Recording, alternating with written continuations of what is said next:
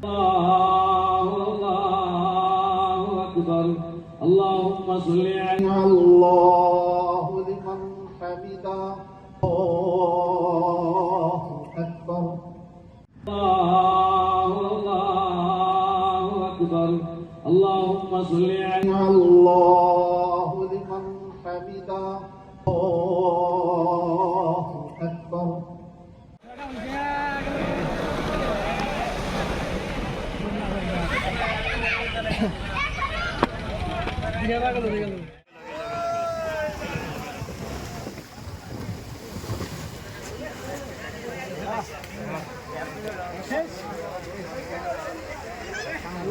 গেল একবারে গেল।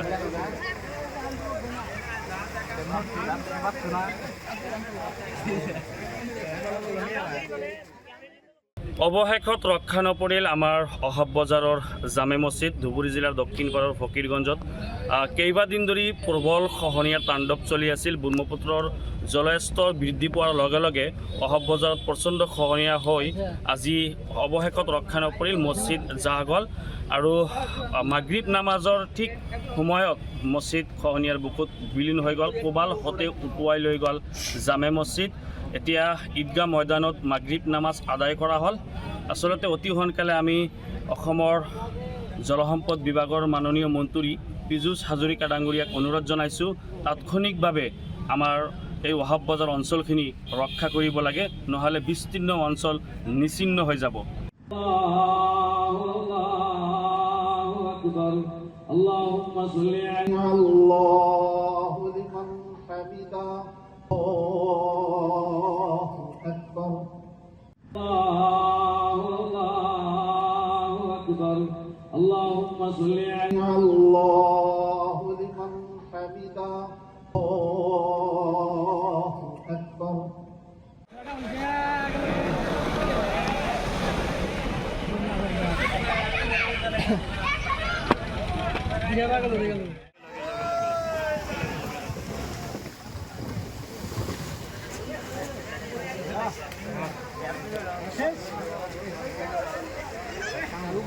গেল একবারে গেল।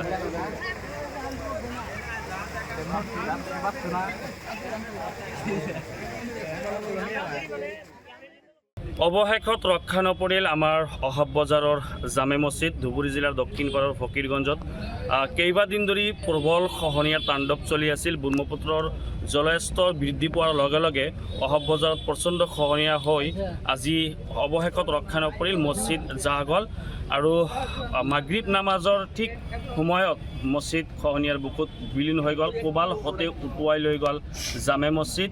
এতিয়া ঈদগাহ ময়দানত মাগৰিব নামাজ আদায় কৰা হ'ল।